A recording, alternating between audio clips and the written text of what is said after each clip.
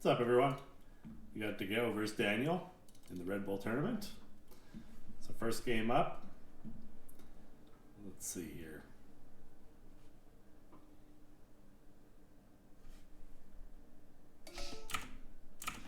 Alright, so we got Dogao playing Chinese against Daniel playing Aztecs. And we're on Runestones, which is an Arabia-like map, looks like. And archery range start, looks like. Now with Aztecs, you have the ability to go archers and eagles at the same time. It is a very good combination that's hard to deal with for most civs. And it looks like Dogao, in typical fashion, is kind of box walling his base. Dogao is very well known for kind of palisade walling and making it so that you don't get surprised. Okay, he's adding a stable as well. Interesting. So he did see the two eagles and decided, you know what, let's make sure we don't have any issues with this. While he's walling into the side here. And he did get fletching, looks like Daniel did too. Now Daniel is finishing his wall off right now, and it looks like Dogao's going to finish his too, or be close anyway. Now, funny enough, if Daniel had gone right for him, he would have probably got in right there. Because he's going all the way around. It might be close. Well, he might make it in here. And Dogao, paying attention. Builds the house behind and manages to get enough HP that it won't be an issue. Okay, tries to finish that. Isn't able to. But he has scouts coming in, so 3 unit kills it looks like. And Dogao is very close to going up, and it looks like he is adding a second archery range. Okay, so we know what he's going in next stage, and it looks like Daniel's adding barracks with a lot on gold and a tower here. He's obviously a little nervous about this army coming in and being damaged before he hits Castle Age. Okay.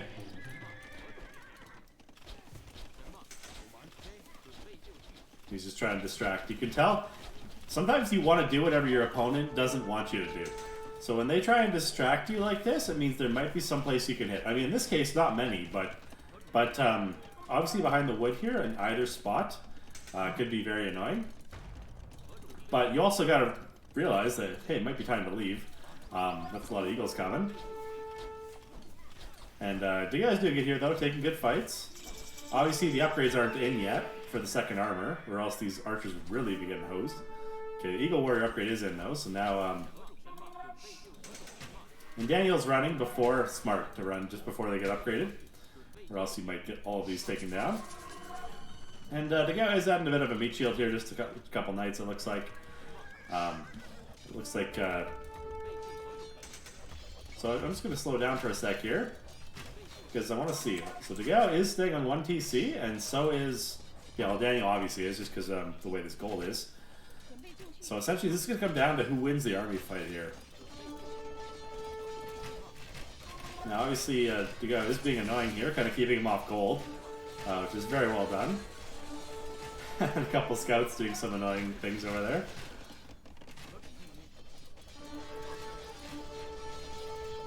Looks like Dogao did get the knight upgrades too, so he got both knights and expos. That's expensive to do, but in this case, I think it makes a ton of sense. He's seen his opponent has a tower. He knows he's on 1 TC. If you can hold the army, you can win the game. So. And this combination makes it so you can't really do pikemen that easily. So it looks like he is going to go fight here. Oh, he's thinking about it. Now, you have, how many knights? 10 knights, and that's roughly 20 eagles. And then 10 crossbows. Yeah, I think Dogao still has the edge here. Not majorly, but definitely a bit. If you get the upgrades, though, I'd say this fight could be pretty close. The hard part is, though, is if you're in like a tight spot like this, archers do very well in the tight spots like that. And there's no siege shop, so there's no risk of mangonels or any of that stuff.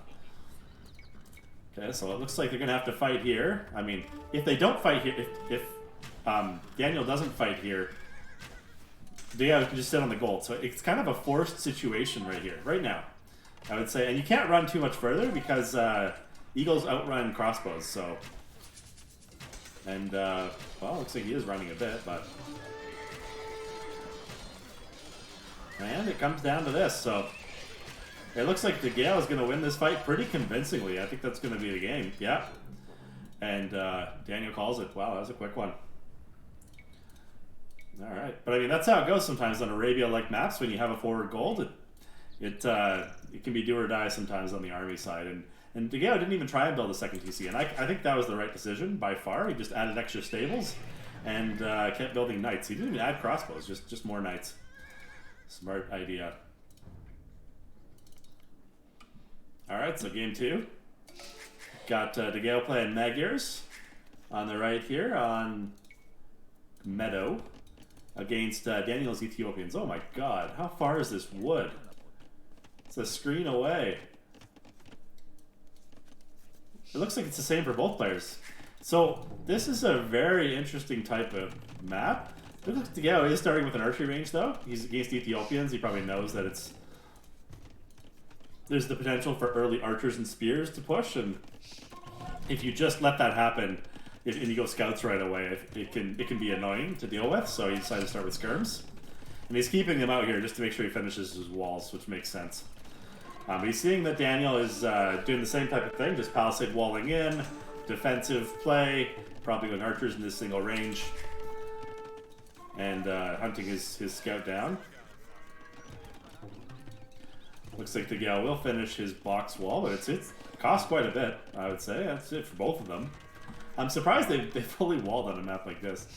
I mean, don't get me wrong, it makes it easier for focus down the road. You don't have to worry about any big surprises, but that's expensive for sure. If one of them, and see, this is where there's some game theory in Age of Empires, and right here, if you were Dogao, and let's say hypothetically you knew Daniel was going to do this, or vice versa, the other one knew the other one's going to do this, you can make just enough army to defend, use only one villager to wall, and take 2 or 3 times as much time to wall, and go to Castle Age way faster.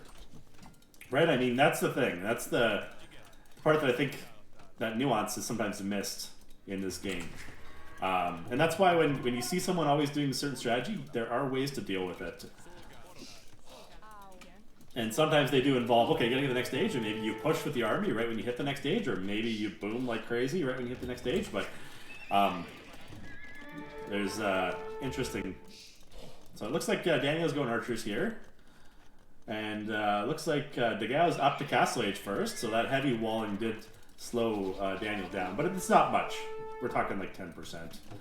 And they both are fully walled, and Dogao is going, looks like skirms. Okay. So if you're against Ethiopians and you see 2 archer ranges and a bunch of archers, I do agree with this decision. And he does have 2 stables too, so he's doing both skirms and knights, which is a hard combination for Britons, for Ethiopians, for for a few other civs that are more archer based.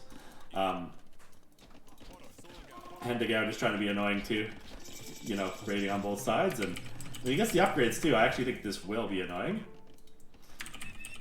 He isn't adding any knights, but I do think that on a map like this, because the 5 relics are here, I think a siege shop and a monastery is a good choice. Sometimes even before your second town center, probably. And I see he's not making a TC, and Daniel isn't either. So he did scout there, and they're both kind of searching with archers to see if there's a spot to hit. He's kind of being getting ballistics, and let's see here.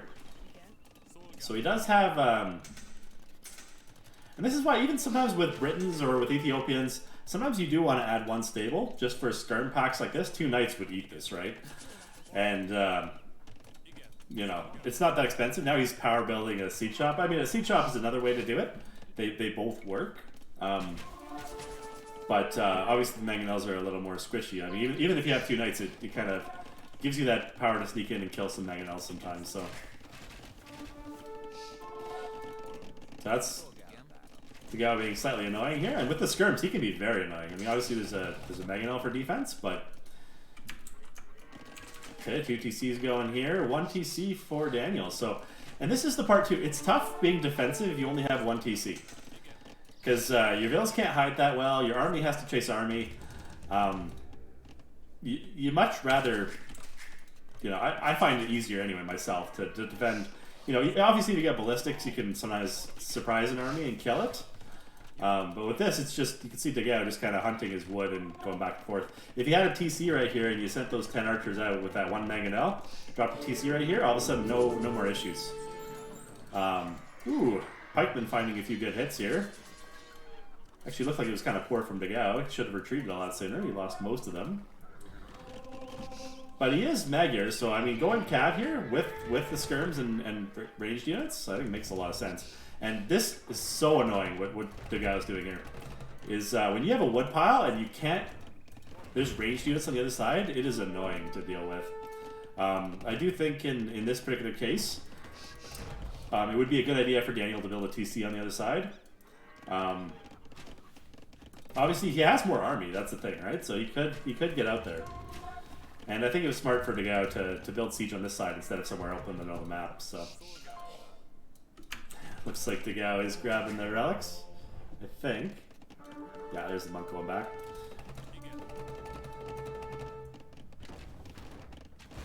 And shot the first mangonel and killed the other one.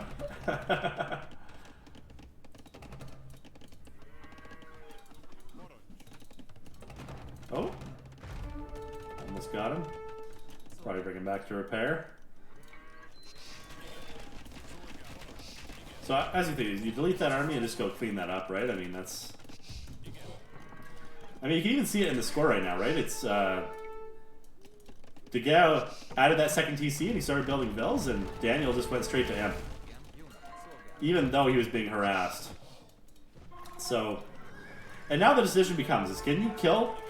When you have a big force like this and you hit him, it's going to be very strong, right? It's gonna kill whatever it runs into at this point. But at the same time, if you can keep that Vill advantage for a long time, without losing too much, even just kind of slowing that army down, and make skirms, make light cav, make knights, whatever it is, keep booming. Use your town center to take out a bunch with arrow fire, and even harass. Like, ooh, this is a good spot to harass. Kind of both sides here. Oh my god. That's... When you have a small economy, this is insanely brutal. He looks like he's microing this side at the same time. I do think this is a strategic choice that he probably shouldn't have made to go imp that early. I mean, obviously, he might have thought, hey, I'm in trouble anyway, so maybe this is the way to get around it. But even if he cleans this up, it's just... You're still down, you know, half the number of villagers, right? And even in Castle Age, if you can produce twice the army, you can usually take out Imperial archers, right? I mean, they're not fully upgraded or anything like that either, so... It can be different, though, by the way. Like, this is true with archers. Elite Eagles or Cavalier, especially Eagles, like, because that's, you know, very specific, not easy to counter unit. Like, if you don't have longswords or something like that, and someone hits you with 20 Eagles in early imp, and you only have ranged units, even if you're down 20 or 30 vills, that can be a very, very powerful thing as well. But archers, they don't have enough damage doing capability. You can't run under TCs. They can't really keep you idle. They cost a lot. They have to move together. It definitely isn't the same here. So even though the score actually looks kind of close-ish, I mean it's 1,000 difference, I think this game is pretty much over just because the vill difference. You can see it's 90 vills versus 40. So even if they have even remotely equal trades like this, yeah, you can't you can so easily outproduce. You can see he's going full. He could have had even more production buildings, but even with this, just fully upgraded Castle Age units are fine against Imperial units in most cases. Like I said, there are a couple exceptions, but for the most time, I think it's tough to wall this map. In all honesty, I'm surprised they both just consistently decided to do that, and I think you should, just maybe not as quickly. And then the other thing I would say is I think Dogao is good building a TC here. Could use some more vision, a spot to hide. And I think on this side, Daniel had enough army to clean this up, at least early on. And then if he dropped a TC here and kind of played normal, I think it would have been a very, very interesting game. But even then, it's still good. All right. Let's take a look here at game 3. All right, so we got Dogao playing Huns. And Daniel played Britons. And this map is Marketplace. Okay. Never heard of it. Looks like a giant wood in the middle. And a very open and close to your enemy. So when you're this close to your enemy, that turns it into an archer game quite frequently. If you're aware that you're that close. And that's the thing, I'm not sure about this map spawn, but if you spawn like back here, you know, like another screen and a half away, Cav are great when you're far away from your enemy because you can kind of hit and harass and watch where they are. And at really close bases, I do find that if you get some archers and spears early on, they're tough to deal with. Especially because to deal with them, you kind of need skirms and you need like an upgrade or two. You know, fletching or the armor. And Dogao does get the kill. Takes a lot of damage on that one scout, but just is running around to be a little annoying, which makes sense. He does have a hole here. Oh man, he thinks he's walled. He is not walled. Okay, no archery range. Yeah, that's gonna be fun. I mean, obviously it's only 3 units, so here it's not that bad, but definitely it's one of those things where the second you see the archers at home, you're not paying attention to your scout, so the scout dies to the spear, and this is enough to kill a villager or two. He's got some skirms coming, so he should be fine, but definitely on your back foot the second this happens. And the scout's in there too, so now even 1 or 2 skirms won't deal with it because the scout can take them out. And you see he is getting the upgrade right away, so at least he had the economy to get the skirms and get the upgrade. And I think you need to fight with a couple villagers, kill the scout, and then use the skirms on the rest of the army there. Now you see the spear, and you just gotta go. Just run away. Okay. So that's what I mean. And I'm going to encourage all players to do this as much as you possibly can. Try and get your enemy to fight in 2 spots at once, and when you do that, on one side, pull your army back so that you're not going to screw it up, and on the other side, focus on killing their army. And sometimes you get situations like what just happened there, where the guy lost a few scouts for free. And it doesn't matter what level you're at. You know, Dogao and Daniel are both at a very, very, very high level. And still, it's just, you know, human nature to be able to focus on, you know, a lot of people say they can multitask like crazy and focus on 2 or 3 things at a time. It's difficult. And even if you're a professional, you know, or a very, very good player in Age of Empires, like, obviously 2 spots is not insane, but when you only have a second to move away before you lose your army, it can be... With 5, I think you can take the scout out. I mean, you might lose more than you want, but build 1 spear or something and use a Vel, okay. Fair enough. And I think in this case, you do the same as you did last game, skirms and knights, or just pure knights. You know, you are Huns. Huns have fast knight building. You know, he's kind of doing both. Okay, so he is going skirms here. Two stables, 1 archery range. And I do find it's a lot easier. Oh, and so this is going to be a little tough just because he's going to break in before you hit Castle Age. So he's trying to distract him a little bit, which is a good idea, and build a tower here. It'll buy him a touch of time, but it's still going to be annoying. So he's getting the lead skirm, getting the bodkin arrow. Probably add some knights. And you see this time Daniel did add some knights, which if you're going against pure skirms, like even in the last game, that's what I was saying. You know, you want to add some knights in. It just 1 stable is not that expensive, and it really makes it so skirms can't fight out in the open. They have to be near a TC or something like that. So, and let's see, is Daniel doing the full army? Yes, he is. Okay, I was curious if it's 1 TC or if sometimes you do a big chunk of army and then you stop building army and you just boom.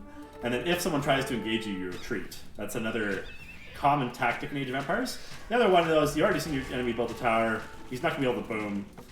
If you can win the army fight, you can take the game. And you're definitely... And it's easier to win the army fight after you've taken out some farms, right? Like there's, you know, kind of like 6 farms, 7 farms that are not being used. So you're kind of, you know... It's not just the wood cost of them. It's the fact that your enemy's building food units. So it really makes it easier to outmass them then. So even though you're both on 1 TC, you're kind of getting that edge. I lost a couple units there, but if he goes forward with this, it's just going to get eaten. Okay, yeah, there's a lot of knights there, so... I mean, the second you see that many knights, like, I think you got to run.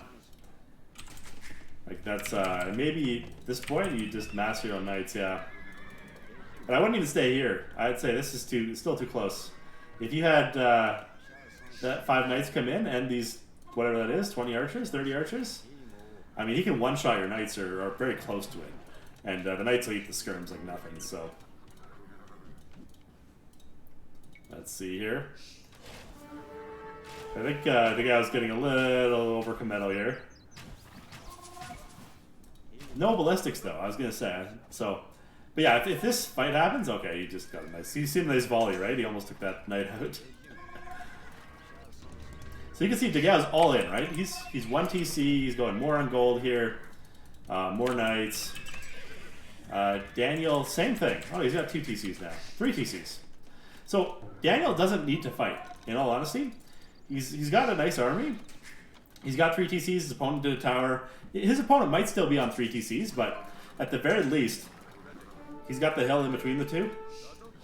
The big group of archers on here. Even if his opponent goes only 1 TC, it comes to fight, with the hill advantage, he should be fine. So, and if he fights, you know, if he doesn't fight, the hard thing though is his opponent doesn't know this, right? He might, now he sees the 2nd TC, and now Dogao knows, if I don't fight, I've lost this game, because I don't have a 2nd TC. So, I'm behind on the boom, for sure. And I kind of need to have enough army and take a good engagement, or 2. And then push to have a chance here. So, we'll see if Dogao does that, but, I mean, Daniel's very smartly just kind of camping, waiting it out. Oh, okay, 1 knight goes down for free. 2 Nanganosuke. I think Dogao would recognize that he's still, yeah, he hasn't even added a TC, so it's do or die time, but... what you do when you're about to engage archers, though, is you always go skirms in first, so at least you can... shoot the archers, shift click on a few different ones, and then knights in second. Yeah, there you go. Now, fighting uphill might not be the best, but he does have mangonels here. But as you can see, those archers are just, ooh, that's a good mangonel shot. But all the knights are fighting downhill. You want to go up slightly. Oh, okay, yeah, this is... Those knights are going to get eaten. The second the knights are gone, Daniel's knights are going to eat the skirms. I think this is a game. But yeah, that's how you take a small advantage and turn it into a big one. So good play by Daniel here. Nice try by Dogao. I think obviously that hole hurt him quite a bit, and then you know, kind of losing half your farming economy. And when you're on 1 TC, and if you lose half your farms, you do have to make a decision right there. It's sometimes you add siege because you know you have more wood and gold then, but it's hard to do when there's knights floating around. So the question then comes: do you add a siege shop with 1 or 2 mangonels and monks? And you know, I'm not sure if I like that either. In all honesty, I think in this case, if it was me, probably would have went pure knights. You know, 3 or 4 or 5 stables, and every single other villager building farms over here and getting gold. But still, no certainty that you can bring the game back at that point. All right, let's see the game number 4 here. So it looks like game 4, we got Dogao as Byzantines against Daniel as Indians. And this is that really unique map that has like shorefish in the middle, and oh, Daniel's power building an archery range here, okay. And at the same time, Dogao's going immediately for a dock, and he started his wall with 2 vills, okay. And on Daniel's side, he get double bit, okay, he's getting double bit axe. He sent 2 more to get fish, so he wants to use that fish advantage as much as possible. Take a few hits there. Fire galley. Okay, we're going to see some ranged units versus some dock units, I guess. It looks like the way this is, you might be able to get dock units near there. The part that I always wonder is, could you get a demo ship in there? Oh, he's building one. Okay. Is that a demo or a galley? Anyways, but like, yeah, let's see here. Now, he's got a spear, so at least he can deal with the scout. That's a fire galley. Oh, is it just a regular galley? Okay. So he's trying to use the galley to fight this army. That scout's going down. Oh, maybe not. Close. Dogao's looking at adding a second dock. Okay. Getting chased down here.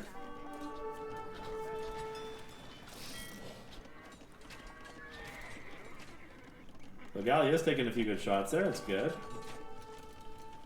Now, Daniel did do a tower here, just he wants to make sure there's no shenanigans with his food economy. Now, the part that I'm wondering about is Dogao going to go ranged units too? And it looks like he's not. He's just going to go ships. Okay. And Daniel power building a dock too. I think he wants to make sure he has access to the shorefish with Indians with a nice bonus. Repairing the archery range, okay. Yeah. Take a long time for these guys to kill anything. Second dock.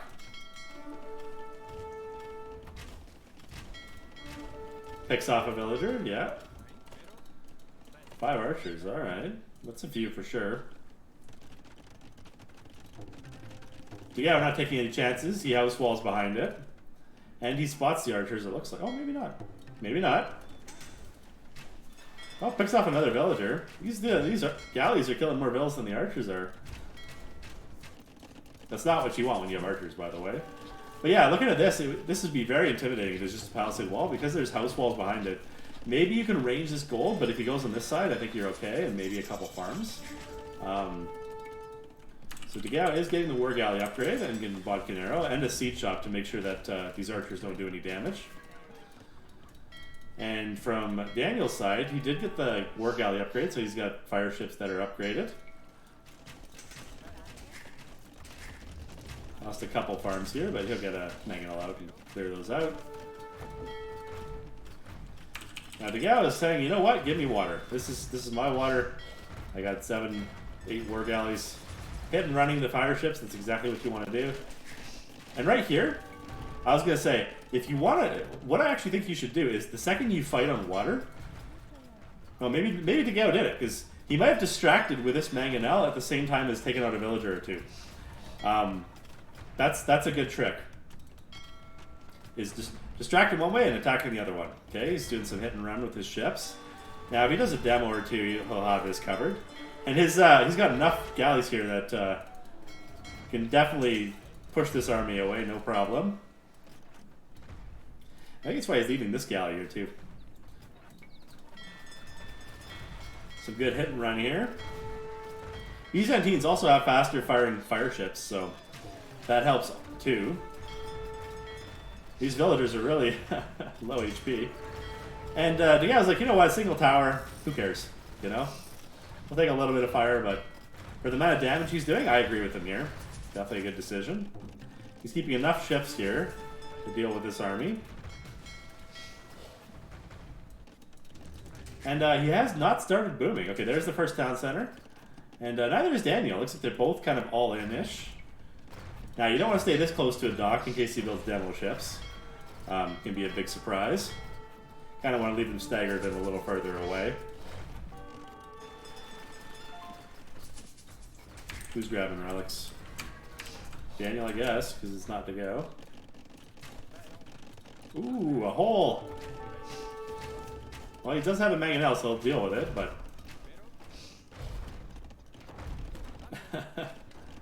Okay, finishes it off. Loses a couple villagers. Now he is micring around here. Dogao is doing enough war galleys that I think he'll be able to take the water. Daniel still has 6 lurking fire ships, though. Dogao finds this. Now, one thing about Dogao, and he was my teammate for many years, is he's a monster on water. You know, you try and sneak things, you try and dock on the other side and transport or down here. He's very watchful and usually very good ship micro and economy at the same time. So, you know, I can definitely appreciate what he's doing here. This is pretty normal for Dogao once he takes water, just kind of looking at all sides, scouting where you go, and surrounding the area. And he makes a couple extra boats here just to be 100% certain. And his boom is slightly behind Daniel, but at the same time, Daniel's going to have to spend resources getting back in water. And even this castle, like, this is not enough to build a bunch of docks, right? Like, you might be able to get a couple docks up, but like, you're not building too many. And Dogao's already clicked up to Imperial, so you killed one boat. And Dogao smartly keeps his units here so that you can't put a dock without losing your villagers, and he's even watching this side and is walled up here. So very, very well played by Dogao for water control. Now obviously Daniel's trying to boom here and trying to get water back. And Dogao spots it immediately, right? He's bringing more ships over here. Like, it's... He's like, okay, retreat slightly, but, you know, we gotta keep an eye on that. Keep an eye on this. You know, take the monk out, retreat slightly again. Did you get shipwright? Yeah, he got shipwright, so he's also aware that this could go long, and you know what? Let's not make a ton of ships before we get shipwright, and careening and all that stuff. Make them cheaper. And he sees Daniel's got some upgrades on these. But he's getting chemistry. Obviously doesn't have ballistics yet, or else those would be dead. But he's kind of surrounded the water. At the same time, watching it here, look at this. It's like, yeah, you have one dock, but you're not getting up 5 docks. Excellent control. Now obviously the light cav are going to come in for the raid. Just looking at Dogao's economy here. And that's the thing, right? You have to repair the one dock you have. Because you know it's going to be a pain. Look at this. Dogao just walls him right out of here. Maybe not finished. Oh yeah, it is finished. That's not crossable. Cannon galleons. Already knocking down the docks. And that's the thing, right? Most players would focus on the castle, right? With cannon galleons. And the guy's like, I don't need to focus on the castle. If you can't build ships, you can't kill these anyway, so just gonna take your docks out. And then what are you gonna do?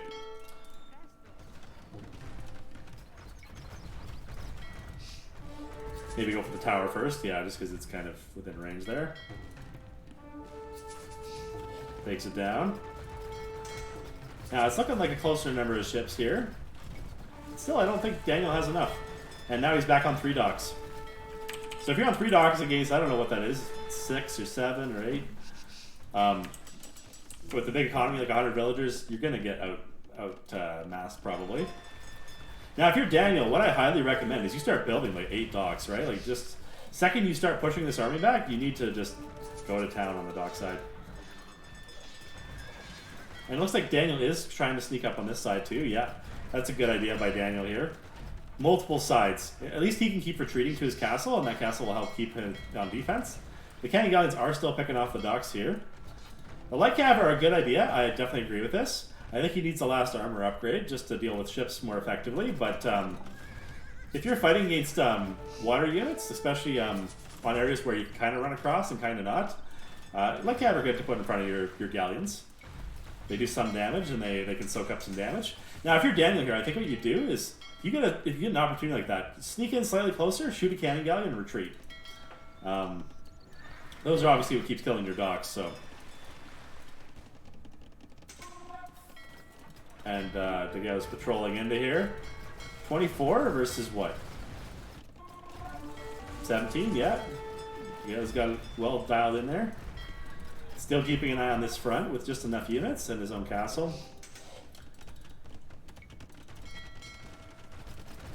And maybe took down another dock. The Daniel's on 2 docks. So you kill those, and they're not. If you kill any of those ships, they're not being rebuilt that quickly at 2 docks. And Daniel just doing his best to try and like hunt ships with trebs. I mean, not ideal, obviously. And his remaining army is kind of getting shot here while his castle goes down. Good job by Dogao, staying outside the castle range until just now. But now you have so many more ships that you might as well just finish these off and then retreat. Let the cannon galleons finish the rest then. And now, the second you do this, I think you pull back slightly and then you focus on this side. Just to make sure you don't have any issues here. And I like this. Dogao's adding halberdiers to deal with the light cav. Because you know that your enemy's going to keep making light cav, so. And I think the other next step I would recommend, if I was in Dogao's shoes, would be adding siege rams. Halbs and siege rams. I think that's a good addition you could add onto this side. That would help your ship army and would allow you to push forward. But I think he's kind of got this in the bag anyway. Just with the level of control we've seen here. Just taking out villagers and...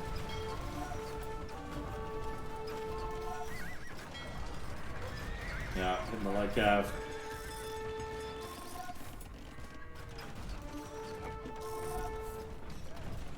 Now it does look like sneaky. Good wall in here. Keeping the light cab at bay while a couple halbs go out and do some damage. He's defending this with ships and halves. I think it'll die, but he will definitely take some losses there. And this side's kind of been controlled, so the Dogao again moving in the elite cannon galleons, taking as much space as possible. And probably adding some trebs, yeah.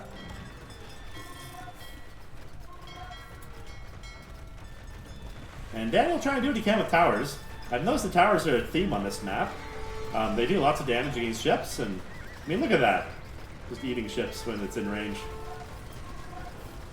Now, Castle's already got 6,700 hit points. He had hoardings onto that, and take a little while for these traps to take it down.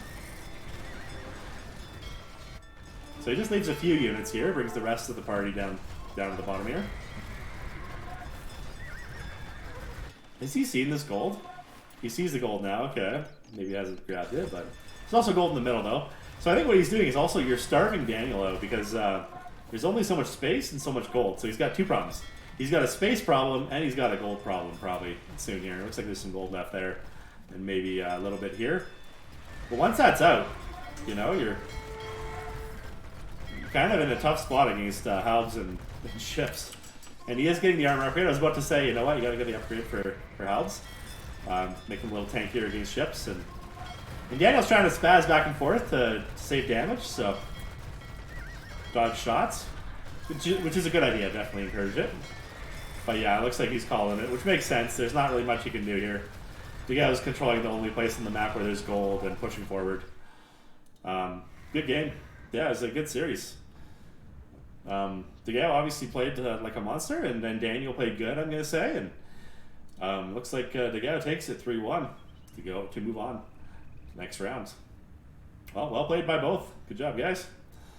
And I'll catch all you viewers in the next match. See ya.